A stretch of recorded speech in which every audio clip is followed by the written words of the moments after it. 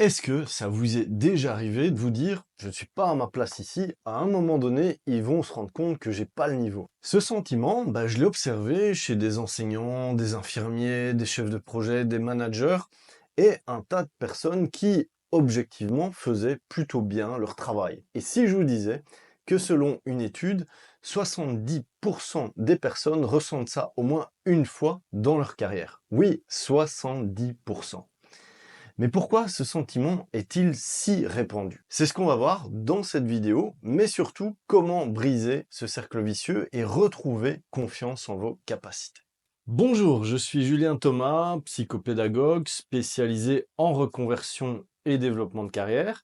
Et depuis 15 ans, j'accompagne des professionnels qui souhaitent trouver leur meilleure place tout en retrouvant un équilibre de vie. Si ça vous parle, je vous invite à rejoindre ma newsletter où je partage chaque semaine des conseils plus approfondis. Mais attention, dans cette vidéo, je ne vais pas vous parler du syndrome de l'imposteur, qui concerne en fait ceux qui réussissent, mais se sentent quand même toujours illégitimes. Le sentiment d'incompétence, lui, peut être bien réel ou bien une simple perception biaisée. Comment savoir? Et surtout, comment sortir de ce cercle vicieux pour retrouver une confiance solide en vos capacités? C'est ce qu'on va voir dans cette vidéo. La psychologie cognitive montre que nos émotions sont souvent influencées par des biais. Si vous vous sentez incompétent, c'est pas forcément que vous l'êtes, c'est plutôt votre cerveau qui vous joue des tours. Pourquoi? Eh bien, parce que depuis la nuit des temps, il est câblé pour détecter les problèmes, évaluer les risques. Seulement, dans notre société moderne, aujourd'hui, eh bien, ce mécanisme peut devenir votre pire ennemi. Alors, le premier piège, eh bien, c'est le biais de négativité. Votre cerveau accorde plus d'attention à ce qui ne va pas, et certains neuroscientifiques ont même montré dans une étude que votre cerveau peut traiter une émotion négative jusqu'à 5 fois plus intensément qu'une émotion positive. Par exemple, une petite erreur dans un projet va commencer à prendre toute la place dans votre esprit et vous oubliez toutes les choses que vous avez bien faites. C'est comme si votre cerveau avait un projecteur, mais qu'il était braqué uniquement sur vos imperfections. Résultat, vous êtes condamné à minimiser vos succès. Ensuite, le second piège, eh bien, c'est un des plus insidieux. C'est le biais de confirmation. Quand vous commencez à croire que vous êtes incompétent, votre cerveau va se mettre à chercher des preuves pour valider cette croyance. Et il trouve toujours quelque chose. Par exemple, si vous pensez je suis pas bon dans ce rôle, vous allez interpréter chaque petite critique ou difficulté comme une preuve supplémentaire de votre incompétence. Pire, vous ignorez toutes les réussites et compliments parce qu'ils ne correspondent pas à ce que vous avez décidé de croire. En d'autres termes, ce que vous cherchez, vous le trouvez.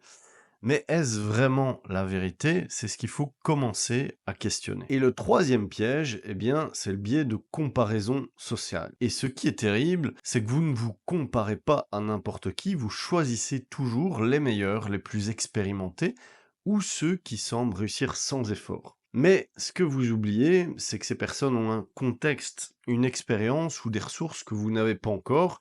Vous comparez votre début ou vos débuts à leur sommet et bien sûr, vous perdez cette comparaison à chaque fois. Alors demandez-vous ceci, à qui vous comparez-vous?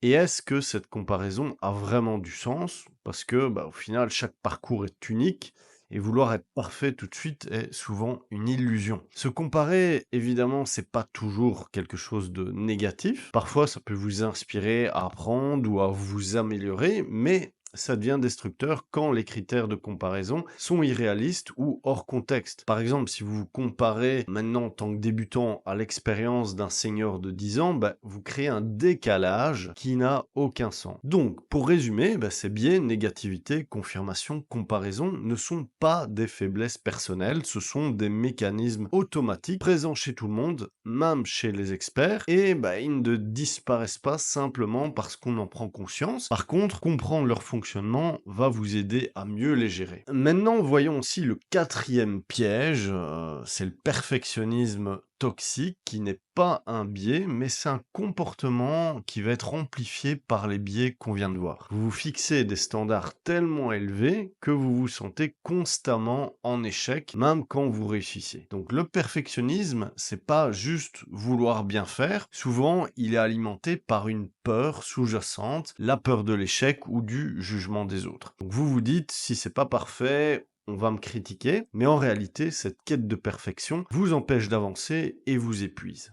Donc ces biais créent des perceptions déformées. Mais maintenant, la question essentielle, est-ce que votre sentiment d'incompétence reflète la réalité ou bien est-ce une illusion? Et donc voilà, quand on se sent incompétent, c'est pas toujours une question de résultat ou d'échec. Bien souvent, c'est une histoire de décalage. Mais de décalage entre quoi? Entre ce que vous attendez de vous-même, ce que les autres attendent réellement de vous, et le contexte dans lequel vous évoluez. Alors, que faire de ces trois décalages qui créent le doute? Eh bien, le premier décalage concerne celui de vos propres attentes, parce que souvent, ce sont elles qui nous piègent en premier. Vous voulez tout maîtriser, tout contrôler, mais ce niveau de perfection est en fait inatteignable. La clé, c'est de prendre du recul et de vérifier si vos efforts sont vraiment nécessaires. Bonne question à se poser, ce serait, est-ce que je fais doit vraiment être parfait? Par exemple, vous préparez un rapport, est-ce que c'est pour impressionner tout le monde ou simplement pour fournir des informations essentielles? Une deuxième question, ça pourrait être, à quel moment est-ce que ce travail sera vraiment terminé? Donc ça vous aide à fixer une limite claire plutôt que de perfectionner indéfiniment. Ensuite, le deuxième décalage, c'est en fait les attentes des autres. Parce que il y a ce que vous croyez que les autres attendent, et là le problème, c'est que vous imaginez souvent un niveau d'exigence bien plus élevé que la réalité. Alors au lieu de supposer, demandez, par exemple, qu'est-ce que mon manager, mon équipe ou mon client attend vraiment? Qu'est-ce qui sera considéré comme un succès dans cette tâche ou ce projet? C'est la question d'ailleurs qui simplifie tout. Une réponse claire vous évite de perdre du temps sur des détails inutiles. Alors ces questions peuvent paraître simples, mais en fait elles changent tout. Quand vous réduisez vos propres attentes, clarifiez celles des autres, vous vous libérez de la pression inutile et surtout vous vous concentrez sur ce qui compte vraiment. Et enfin, le troisième décalage, c'est l'environnement, votre environnement lui-même, parce que votre compétence dépend aussi du cadre. Si votre environnement ne valorise pas vos compétences, vous allez douter même si vous êtes bon dans ce que vous faites. Par exemple, si vous êtes une personne très structurée, mais que vous travaillez dans une équipe où tout est improvisé, vous aurez l'impression de ne jamais être réellement en adéquation avec les autres. C'est pas vous, c'est le contexte. Et là, vous pouvez vous demander si votre environnement valorise suffisamment vos compétences actuelles. Sinon, quelles sont mes compétences principales et est-ce qu'elles trouvent leur place ici ou seraient-elles mieux utilisées ailleurs? Et une deuxième question, ça pourrait être, est-ce que mes méthodes de travail sont réellement compatibles avec celles de mon équipe ou de mon entreprise? Sinon, puis-je ajuster mes méthodes ou est-ce que je devrais chercher un environnement qui me correspondrait mieux? Bien sûr, ce sentiment d'incompétence n'est pas toujours une illusion.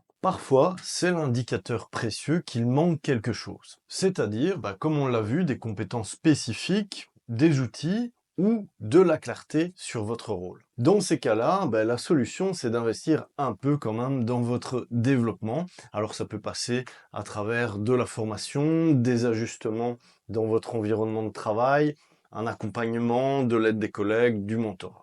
Alors maintenant qu'on a bien identifié les pièges et les décalages dans le sentiment d'incompétence, voyons comment on peut y remédier. Je vais vous partager une stratégie efficace, simple à appliquer et qui peut transformer vos doutes en confiance réelle. On a tous cette petite voix intérieure qui nous juge, mais ce qui est fascinant, c'est qu'elle ne marche qu'aux preuves concrètes. Les bonnes intentions du style « je devrais, il faudrait que », en fait, ça fonctionne pas. C'est exactement ce qu'Albert Bandura, une référence en psychologie, a démontré avec sa théorie de l'auto-efficacité. Votre sentiment de compétence ne dépend pas de ce que vous vous racontez, plutôt de ce que vous pouvez prouver par l'action. Et donc, à chaque fois que vous relevez un défi, aussi petit soit-il, vous créez une preuve tangible de votre capacité pour votre cerveau. Et c'est cette accumulation de preuves qui change radicalement la façon dont vous vous percevez. Et le plus intéressant, ces preuves s'accumulent comme un capital de confiance qui grandit de jour en jour. Chaque petite victoire devient une brique dans la construction de votre nouvelle identité professionnelle. Maintenant, comment appliquer cette stratégie? Eh bien, un premier levier, c'est le défi parfaitement calibré. Voici le secret des experts, c'est qu'ils visent pas la lune d'entrée, ils créent en fait souvent des défis sur mesure, juste assez challengeants pour être excitants, mais pas assez pour être intimidants. Concrètement, si les prises de parole vous font peur, vous pouvez commencer par une intervention courte de 2 minutes sur votre domaine d'expertise, là où vous vous sentez le plus à l'aise. C'est comme un premier pas de danse. Une fois que vous l'avez maîtrisé, les suivants deviennent naturels.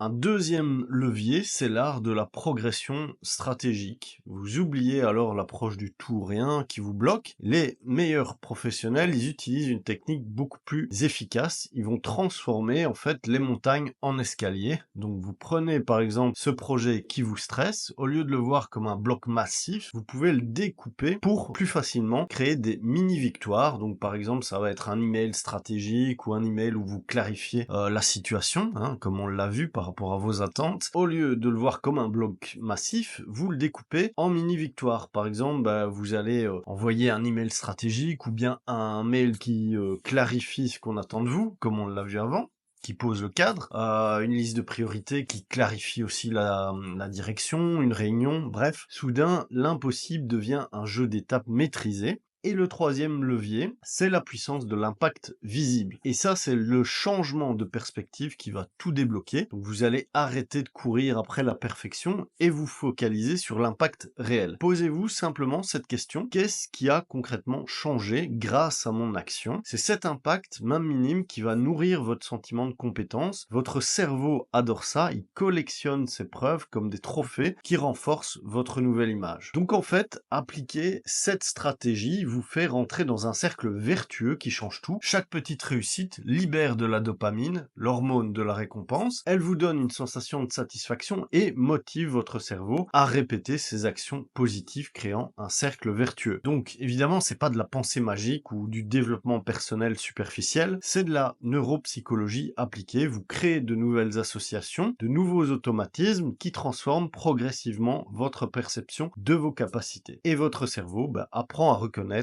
et à valoriser vos compétences réelles. Et donc voilà, ce sentiment d'incompétence, on l'a bien vu ensemble, c'est pas une fatalité, c'est pas non plus une vérité absolue, c'est juste une perception, et cette perception, on peut la déconstruire. Voilà, j'espère que vous avez apprécié cette vidéo, et si vous voulez aller plus loin, si vous voulez trouver plus qu'un simple job, on se retrouve sur la newsletter de trouvermavoie.fr, parce que là, on explore, on analyse, on clarifie, tout ça pour vous aider à construire un avenir qui vous correspond. Merci d'avoir regardé cette vidéo.